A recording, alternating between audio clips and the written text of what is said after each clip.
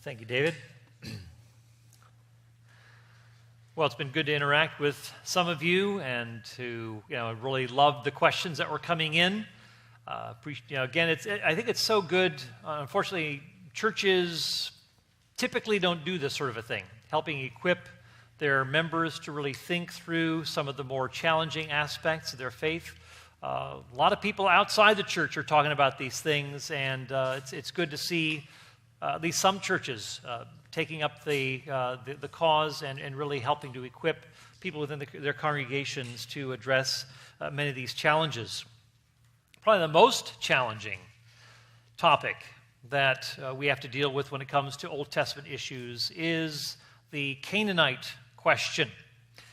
And let me read for you what Deuteronomy 20 says.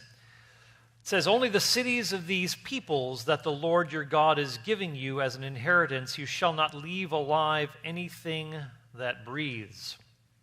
But you shall utterly destroy them, the Hittite and the Amorite, the Canaanite and the Perizzite, the Hivite and the Jebusite, as the Lord your God has commanded you, in order that they may not teach you to do according to all their detestable things, which they have done for their gods, so that you would sin against the Lord your God." It's from Deuteronomy 20. Well, these are the sorts of texts that trouble many people, believers and unbelievers alike. And, of course, one of those new atheists that I mentioned, I quoted Sam Harris earlier. Well, another one, Richard Dawkins, asserts that Israel engaged in ethnic cleansing, that they carried out bloodthirsty massacres with xenophobic relish. That is, xenophobia is the fear of foreigners. And so as we explore this topic, and again, I go into a lot more detail in the book, Is God a Moral Monster?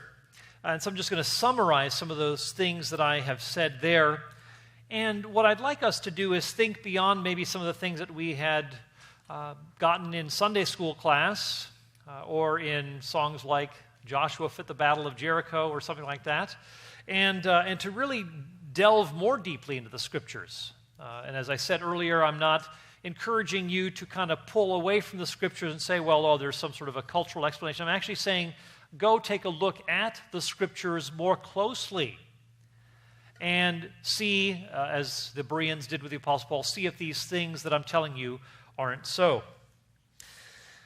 Well, first let me make a few introductory comments. I'm going to be doing more like a bullet point sort of a talk this time, dealing with a whole range of topics that I found difficult to categorize, so I thought I'll just do it this way and give you a lot of chunks to think about. When we look at the topic of the Canaanites, it's important for us to remember that this is a unique, unrepeatable, historical situation, and that Israel's attacking the Canaanites would not have been justified unless God had commanded this. That this had not, if this had not come by prophetic revelation, Israel would not have been justified in engaging in this attack. Even so, we need to remember that God waited patiently for over 400 years.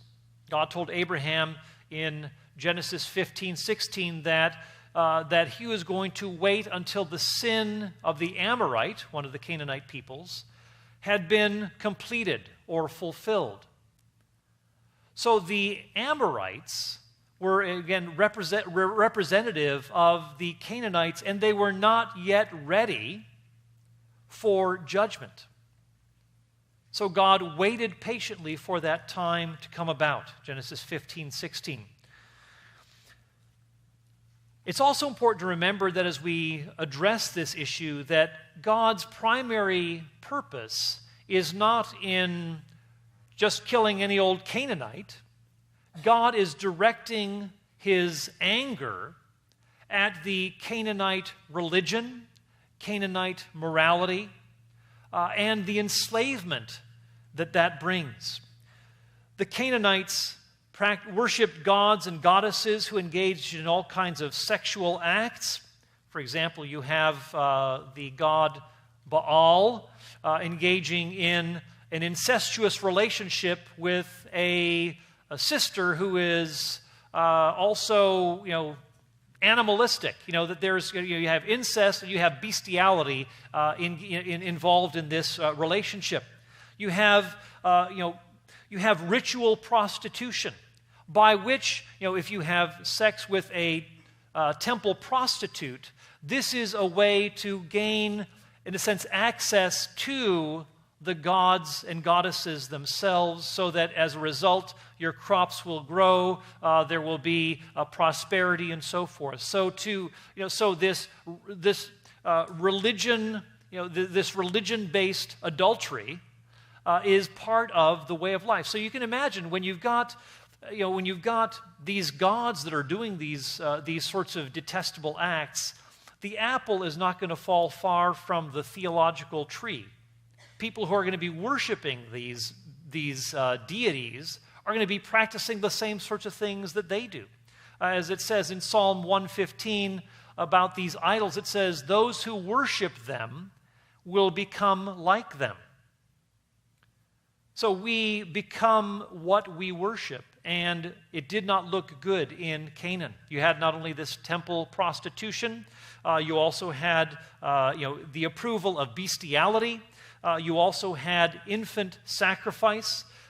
Young children, this is what the Bible calls passing through the fire, or the king so-and-so had his sons pass through the fire. Basically, it was the statues of the god Moloch, whose, you'd have these hands stretched out, this bronze statue. There would be a fire underneath, and then the child would be put into the scalding hands, these red-hot hands of the idol Moloch, and the child would be incinerated. So this is God's way of saying enough. Enough of this moral corruption, enough of this idolatry. God is seeking to bring a stop to this. And it's not as though this is somehow self-contained, but it has a cancerous effect on those that interact with the people of Canaan. We also need to keep in mind another point, that in bringing judgment to the people of Canaan, God was also preparing the way for the coming of the Messiah. God was, in establishing the people in the land, was providing for them a kind of culture, a theological setting that would help those people later on to understand the significance of the coming of Jesus as Messiah, as the sacrificial lamb, as the one who is the high priest who goes to God on our behalf, and all sorts of symbols and images that are bound up with Israel's history are now being lived out by Jesus, the faithful Israelite, who brings us into right standing with God in fulfillment of the promises to Abraham. So Jesus relives Israel's story. He passes through the waters of baptism. He goes into the wilderness for 40 days and 40 nights and is tested. But he is the faithful Israelite who accomplishes what ethnic Israel failed to do. And so it is through this faithful Israelite's obedience that the promises of God, of Abraham's bringing blessing through his offspring to all the nations, this now becomes realized through Jesus. So it is all part of this context that helps us to even understand what is going on with a coming Messiah, who will later on make provision for the salvation of mankind. Another thing to remember too is that as we look at the topic of the accusation of ethnic cleansing, when you look at the text, it is so far from any ethnic cleansing. For one thing, it is not directed out of hatred toward the Canaanites. We need to remember that the Canaanites were genetically connected to the Israelites. It wasn't as though they were completely foreign. I mean, when you would have gone into Canaan during the time of Joshua, the people who lived in Canaan would have worn the same kinds of clothes, spoke the same language, and so forth. What was different was their morality, their religion, and so forth. So it wasn't as though there was some noticeable ethnic distinction here. There was an ethnic connection. Also, as we read in the Scriptures, God promises that He is going to bring blessing and salvation to all of Israel's most hated enemies. That this is the ultimate goal, that God, when He promises to Abraham in Genesis 12, that through you and your offspring all the nations of the earth will be blessed, He's not saying except for those Canaanites and so forth. No, God is including all of them. In fact, as we read in Psalm 87, as well as Isaiah 19, the people who are on the blacklist of Israel, those who are the hostile nations toward Israel, are Assyria, Egypt, Babylon, Philistia. These nations that have been Israel's enemies are included in the salvation that God is going to bring one day. That God has their salvation in mind. In Zechariah 9:6, the Jebusite, one of the Canaanite peoples, is seen as being incorporated into the people of God. That this is part of the salvation that God envisions. In fact, when we get to Matthew 15:22, Jesus ministers to a Canaanite woman. So we've come full circle that the blessing that is to come through the Messiah is actually being brought to this Canaanite woman.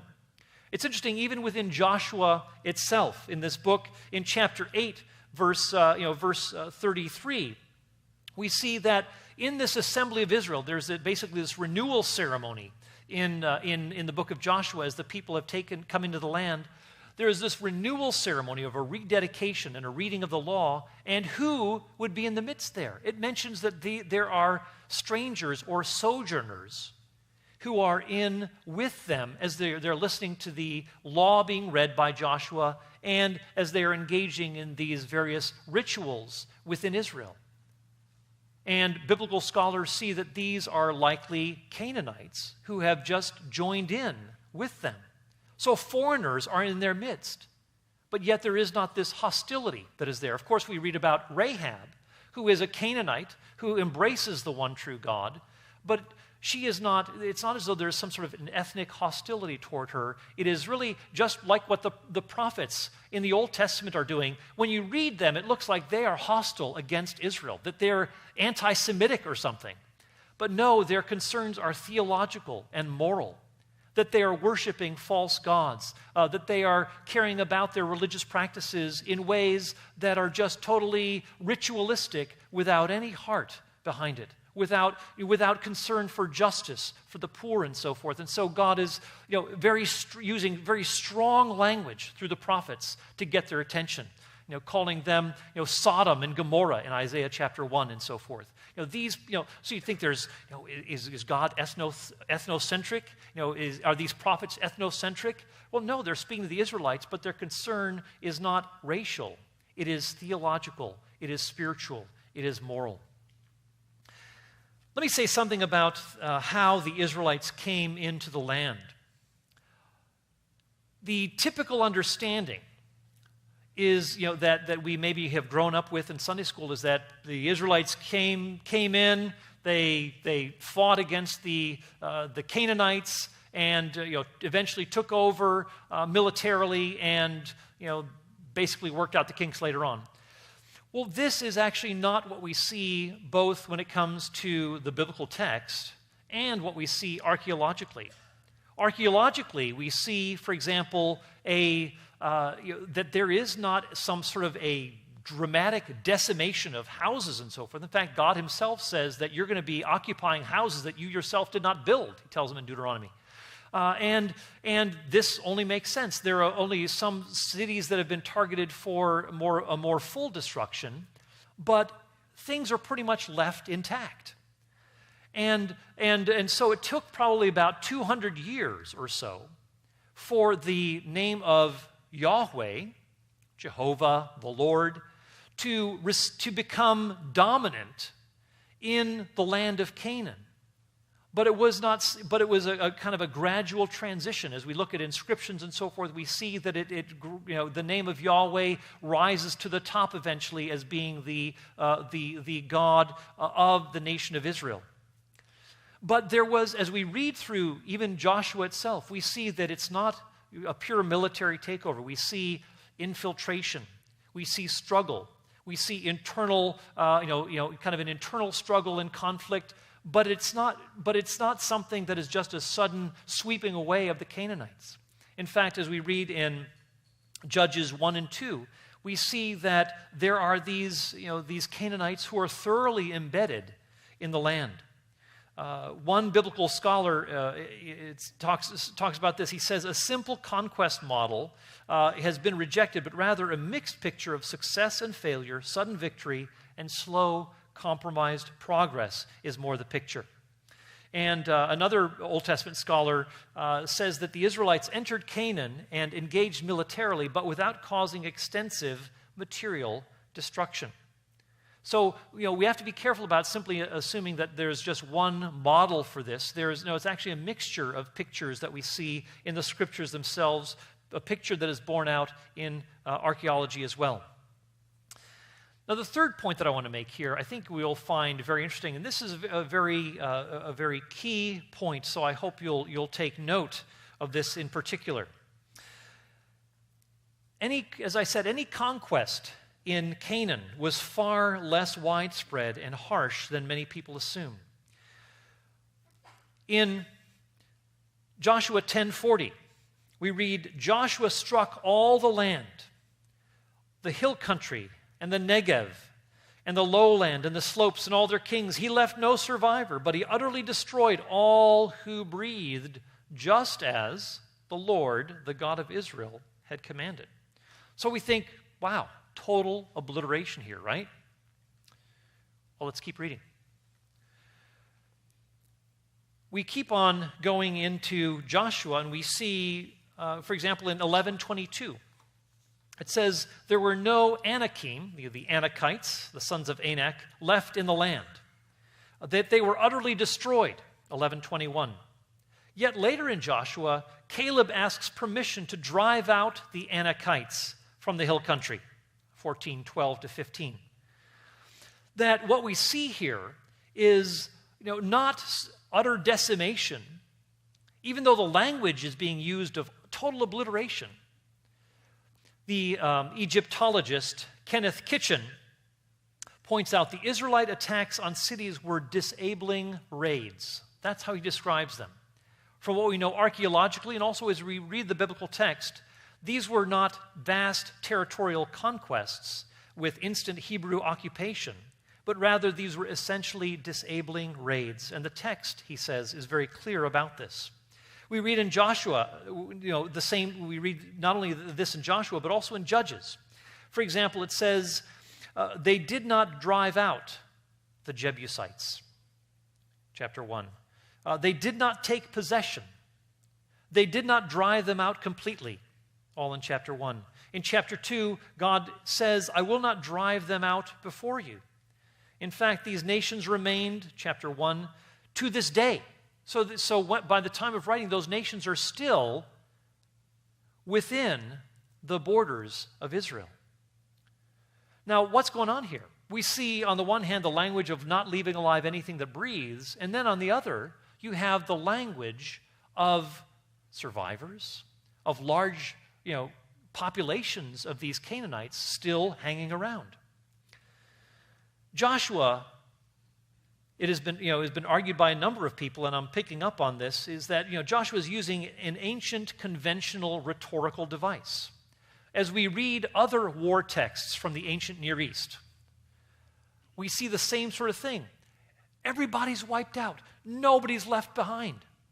For example, one Moabite king writes about his warfare with Israel. He said, Israel is no more. Israel is no more. Well, we know that wasn't the case. Israel went on, and it's Moab is no more. They're the ones that perished.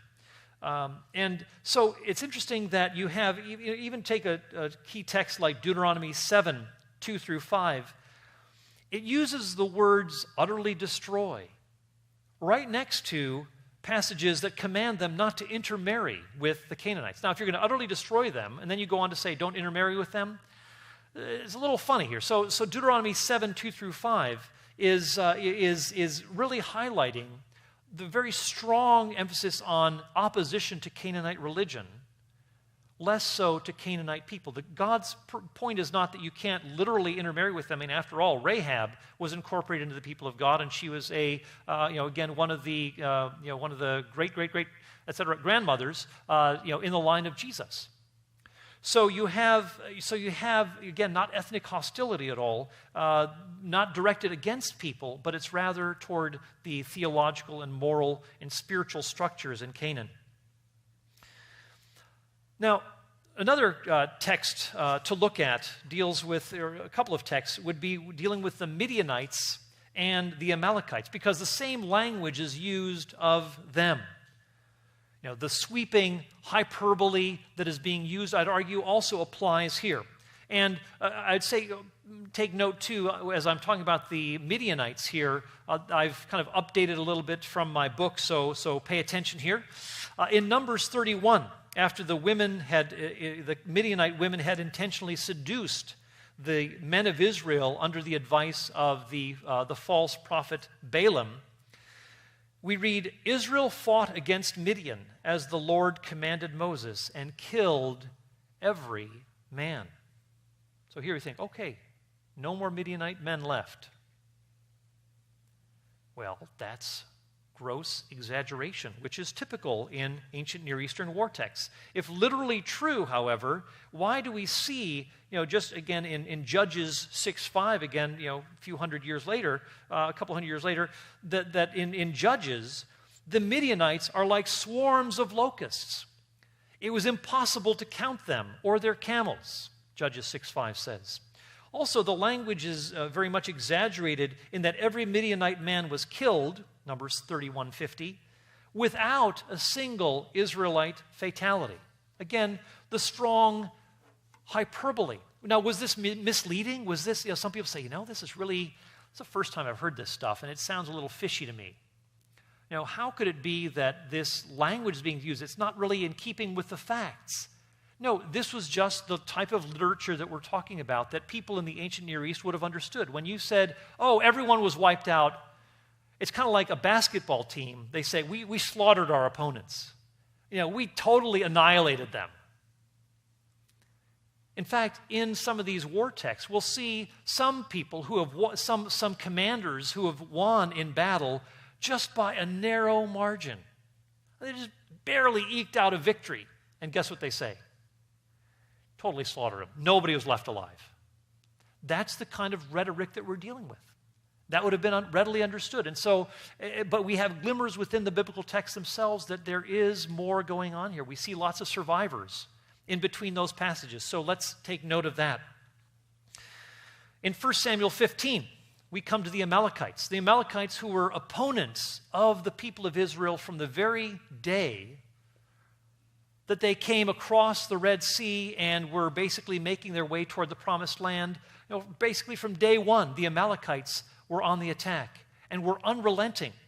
And it turns out for over nearly 1,000 years, up until the time of the kingdom of Persia, do we see the Amalekites repeatedly on the attack. So this is a hostility that is going on from generation to generation. It's not as though it just kind of falls off, but it is reinforced over and over again. And Israel, the obliteration of Israel, is the goal of the Amalekites. So in 1 Samuel 15, where we read, God telling Saul that he is to utterly destroy and not spare the Amalekites, we see that there's something more going on here. That it looks like the picture is this: King Agag is the only Amalekite who appears to be remaining behind. And Samuel, when he sees that Saul has disobeyed, after all, you've got the leader of the Amalekites who hasn't been killed. And so Saul is rebuked. Samuel comes, the prophet, he thrusts Agag through, end of story, end of the Amalekites, right? Wrong. Keep reading the text. As we read later on in 1 Samuel, we see that David is engaging in battle against those Amalekites. A big army. In fact, it says 400 of them ended up escaping. 400 Amalekites. I thought they were all wiped out in 1 Samuel 15. No. Again, it's that language of exaggeration, of hyperbole. And so this is, so as we look at the text, we also need to take into account, the specifics and keep reading more carefully rather than just focusing on, what seems to be the literal destruction of the Amalekites. It's interesting, a lot of the critics don't take literally the survival of a lot of Amalekites. They just seem to focus on one, but don't allow for the other. And we'll explore that in a bit. Let me say something briefly about men, women, and children, simply to say this, that this is part of the stock phraseology that is used, kind of man, woman, young and old, and so forth. But if you understand the culture, it doesn't predispose us to thinking that men and women, young and old, that everybody was being targeted.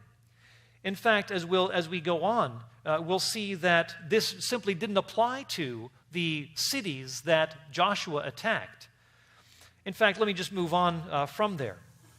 The sweeping language that is applied to, for example, Jericho and Ai or Ai in the book of Joshua, these are not cities that are centers of civilian, where civilians are inhabiting it, but rather these are military strongholds or citadels that are the first line of defense before the people in the hill country could be attacked. So you've got a garrison here in Jericho, and again, probably 100 or fewer people in Jericho. Now, sometimes when you see thousands and so forth, just thousands of people who are coming, who are fighting or something like that. Remember, the term thousand can be variously translated. It can mean troops or units or something like that, and it doesn't have to literally mean thousands. So when we're dealing with the people of Israel coming out of Egypt, the numbers that are used are again far higher, in our biblical text, in our Bibles. But again, it's because of this tricky word Eleph or clan or something like that, because it is basically more like what we see is not 2 million people coming, but we see just a far smaller number, more like in the tens of thousands of people rather than millions of people. I won't go into the details here, but we do have small populations of soldiers, military personnel basically, the political rulers, as well as those who are kind of the religious elite who are inhabiting these cities. And the rest of the population is elsewhere. And what we also see is that we don't have this kind of an extensive decimation. We just have a couple of cities. Hazor is burned, Jericho is burned, but we don't really, Ai or I, But again, the damage is not extensive. As Kenneth Kitchen said, these are disabling raids. And from what archaeology shows us, this is indeed the case. These cities are left pretty much intact, and the goal is to basically to undermine to disable the religious and military and political structures within those cities. Another point to make here is the Canaanites and their refusal to acknowledge the one true God. Rahab, by the way, a tavern keeper there. Tavern keepers were common in these sorts of citadels or fortresses. And Rahab is one who happens to be the tavern keeper. In fact, you go into the tavern, and this is where you often get a lot of information on the weaknesses of the city and so forth. That when the spies go there, this is a natural place to go. Some people think, these guys are getting helped by Rahab the prostitute. Sounds a little fishy. Well, the language actually stays away from any sort of sexual connotation, but it's actually very understandable given the ancient Near East that this is where you would go to find out about the strengths and weaknesses of a city. Again, as people would pass through, they would gain this information as they would go and sit in the taverns there.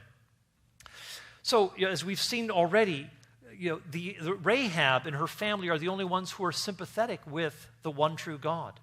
That the rest of the Canaanites, they refuse, and they dig their heels in, even though they have seen and know about the deliverance that God brought from the land of Egypt through the Red Sea, of his people Israel. This was well known, but yet there was still a refusal on their part to humble themselves before the one true God. Although this is what happens with Rahab and her family. So there's no ethnic hatred here, as I've already emphasized. Now, in Numbers 33:56, God says, As I plan to do to them, so I will do to you. This is very significant. God is telling the people of Israel that if they succumb to the sorts of influences that we see in that we see in the Canaanite peoples, their moral and spiritual decay, God says he is going to do the same sort of thing to them if they carry out those practices. He said, God threatened to vomit out Israel from the land just as he had vomited out the Canaanites. Interestingly, when we get to the Babylonian invasion of Judah, the southern kingdom, which fell in, the northern kingdom of Israel fell in 722 BC. In 586, 587 BC, the southern kingdom, which with its capital in Jerusalem, fell to the Babylonians. So the Assyrians first in 722, then the Babylonians in 587, 586 BC. But God says, in light of this Babylonian threat, he threatens to lay waste the towns of Judah so that no one can live there. So God is saying, I'm going to wipe out the towns of Judah and no one's going to live there. A more significant passage is this, Jeremiah 25:9. I actually don't mention this in the book, but it's worth noting. God uses, the term is used, haram, which is the term of utterly annihilate or utterly destroy or that sort of a thing. God says, I will completely destroy Judah and make them an object of horror and scorn and an everlasting ruin. Does this mean that Judah never returned, that Judah was totally obliterated? No. In fact, the urban elite of Jerusalem went to Babylon for exile. And pretty much the people of the land remained behind. So far more people remained behind than actually were transported to Babylon.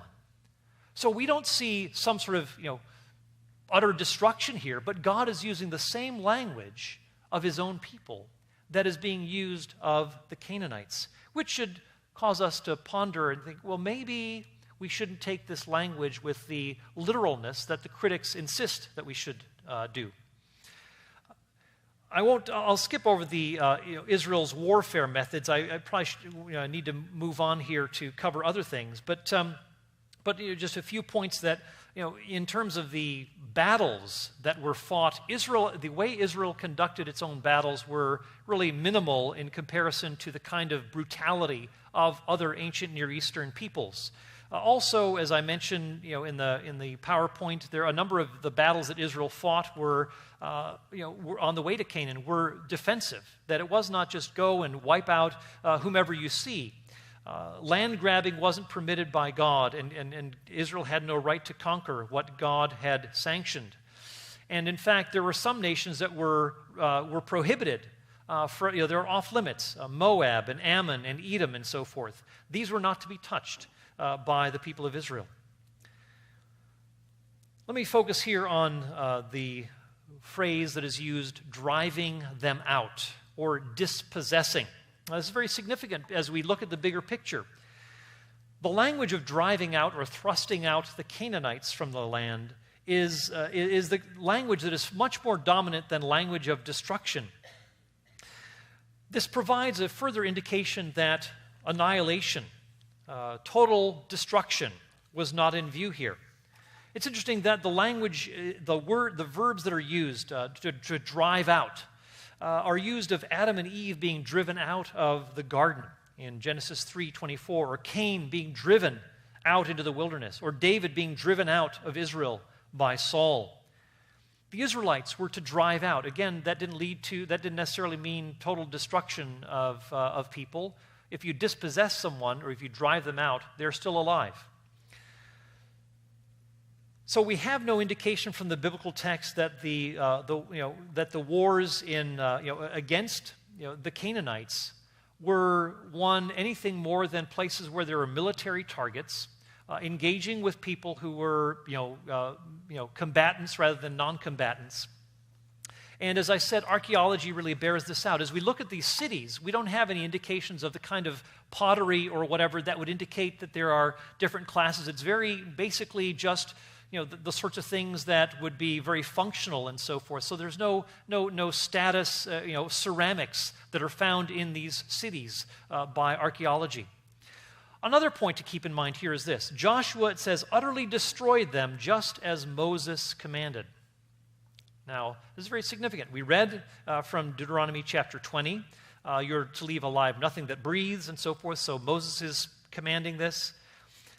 But as we go on, we read that Joshua, it says, captured all the cities and utterly destroyed them just as Moses, the servant of the Lord, had commanded. Joshua 11:12. In Joshua 11:14, we see that Joshua left nothing undone of all that the Lord had commanded. They struck every man by the edge of the sword until they had destroyed them. And Joshua 11:20, that he might destroy them just as the Lord had commanded them, or had commanded Moses. So interestingly, Joshua is apparently carrying out to the letter what Moses had commanded. He is faithful to what was said. The language of leaving alive nothing that breathes is being highlighted. But then we read Joshua and then Judges that this actually didn't happen in any literal way. We see lots of inhabitants from among the Canaanites still living, thriving to this day. We see the Israelites cannot drive them out, etc. So if that's the case, then if Joshua is carrying out all that Moses commanded, and if Moses commanded them to leave alive nothing that breathes, then, and if there are survivors, lots of them, then Moses must not have meant a literal annihilation of the people of Canaan. So we have, again, a very strong hyperbole here. And so the critic can't have his cake and eat it too. If he literally believes that the Israelites were wiping out the Canaanites, then what about the archaeological discoveries that indicate that this didn't happen? Or what about the critic who claims that Israel engaged in literal annihilation of the Canaanites, but doesn't take literally those passages that mention survivors?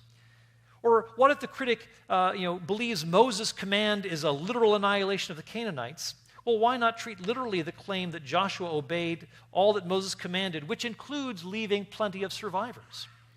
Or if the critic claims that God literally commanded Israel to completely destroy the Canaanites, then is he going to treat the passage in Jeremiah 25:9 that God would literally would literally completely destroy Judah?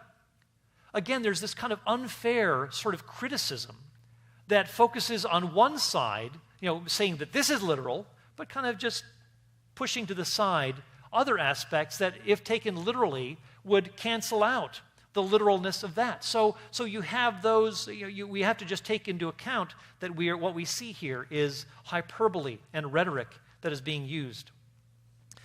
Let me, in the last few minutes, offer a few philosophical reflections on some of these topics. Now, in philosophy, we are used to what are called prima facie duties, and we will see that all things, prima facie means basically all things being equal. These are your duties. You should do this or you shouldn't do that. So, for example, if we should not take innocent human life.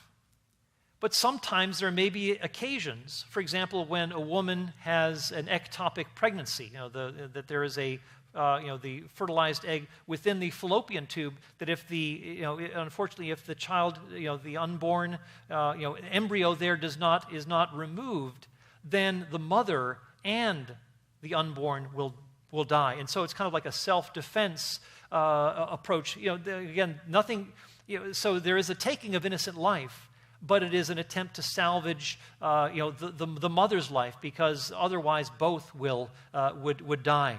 So so the prima facie general understanding, the all things being equal, recognizes that there may be exceptions to certain general rules. Or when the terrorists hijacked the planes and were going to fly them into buildings, the president said, basically, shoot them out of the sky. When he was first alerted to that.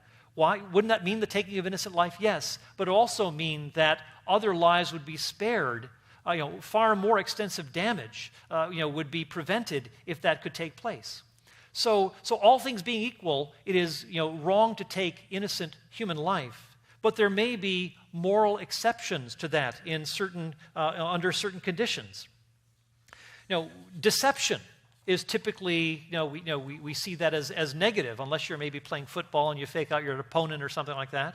But deception, say in the Nazi era, trying to hide Jews, you are not obligated to tell the truth to those who would seek to take innocent life, and we see that borne out in the scriptures. The Hebrew midwives, Rahab, and also even God Himself, when He tells Samuel when Samuel's going to anoint a new king, tells him, when Samuel is wondering, well, if Saul, the present king, finds out that I'm going to anoint a new king, he's going to kill me. So what does God say? 1 Samuel 16 says, if anyone asks you, just tell him that you're going to Bethlehem to sacrifice. So we see in the scriptures that all things being equal, you don't deceive, but in warfare, God sets an ambush sometimes for the people of Israel, for the armies of Israel, and also when there is criminal activity, or that innocent life is being threatened, deception is morally permissible. Now, we talk about typically targeting civilian populations is not something that we ought to do in war, but maybe there are exceptions. What if there are embedded within these civilian populations military persons? And the only way to, in a sense, pull them out or deal with them is will result in civilian casualties, or even this. I mean, I don't agree with the bombing of Hiroshima and Nagasaki. These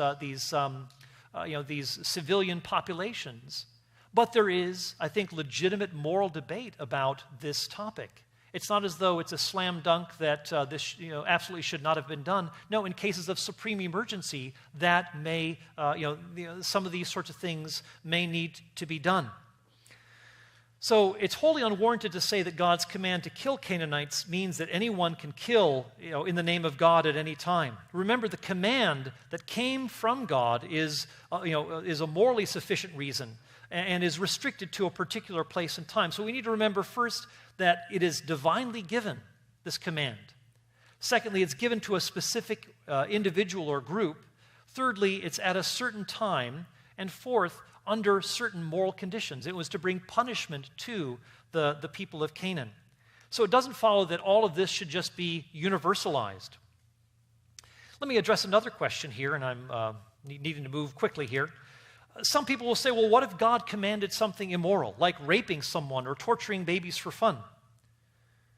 And so they'll say, well, this is the similar situation. I'd say, no.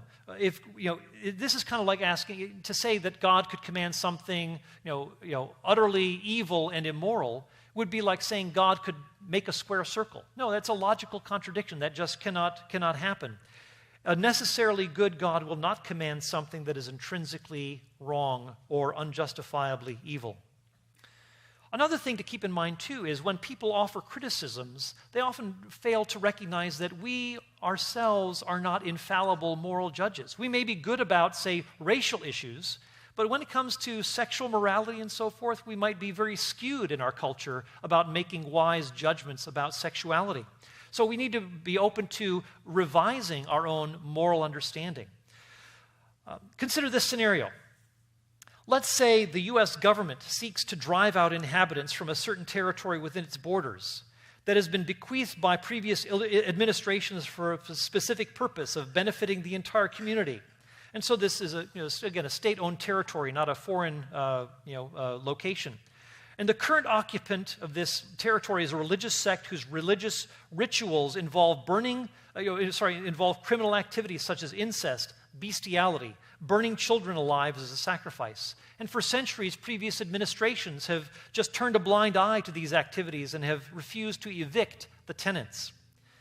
But then there is a group of U.S. citizens who want to take up occupancy and have a signed contract committing themselves and their families to working for the purpose that the land was bequeathed, and have agreed that they will not engage in the criminal activities of that sect. So they agree that if they should breach those conditions, then their right to occupancy would be made void and they could be evicted by force if necessary as well. And also imagine that the religious culture of this sect has become so pervasive in that area that almost any person who lives there can't help but get caught up in the vortex of it. And so you see these people who are part of that and the pervasive negative influence that is being, that is coming from this group of people. And also suppose that these sectarians who occupy the area are heavily armed and will not leave unless they're evicted by force. Now, if a U.S. president authorized military use of force in evicting the current occupants from the land under these conditions, is it really obvious that the people would assume that this person was mad or a warmonger or that he ought to be dismissed from office? I think no. I think we have a very plausible scenario here where these people need to be evicted because of the kind of negative, pervasive influence that they're having in the cultures around them. And the future of other peoples, their well-being is being threatened as well. Let me just say something here in closing, and I'll just read you this quotation. I know I'm pushing it a little bit here, but give me a couple more minutes if I may. But in the West, we are very sensitized to certain things like warfare and so forth. And I think when we talk about judgment and wrath, some people, kind of smirk at that, or as though that's kind of an outmoded idea. When we think of God getting angry, that seems to be somehow, backward and uncivilized and really, even immature. But listen to what the Yale theologian Miroslav Volf writes when he talks about his own experience when he was born in Croatia, lived through the nightmare years of the ethnic strife in the former Yugoslavia. And he said he once thought that anger and wrath were beneath God, but he came to realize that his view of God had been too low. And this is what he writes about this complaint about divine wrath. He said, "I used to think that wrath was unworthy of God. Isn't God love? Shouldn't divine love be beyond wrath? God is love, and God loves everyone and every creature. That's exactly why God is wrathful against some of them.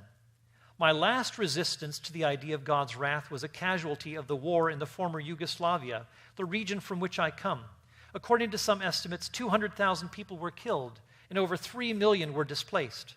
My villages and cities were destroyed, my people shelled day in and day out, some of them brutalized beyond imagination, and I could not imagine God not being angry. Or think of Rwanda in the last decade of the past century, where 800,000 people were hacked to death in 100 days. How did God react to the carnage? By doting on the perpetrators in a grandfatherly fashion? By refusing to condemn the bloodbath, but instead affirming the perpetrators' basic goodness? Wasn't God fiercely angry with them? Though I used to complain about the indecency of the idea of God's wrath, I came to think that I have to rebel against a God who wasn't wrathful at the sight of the world's evil. God isn't wrathful in spite of being love. God is wrathful because God is love.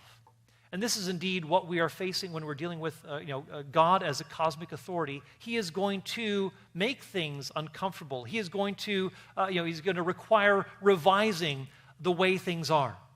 And so, I'm out of time here, but these are some thoughts that I hope you will find helpful.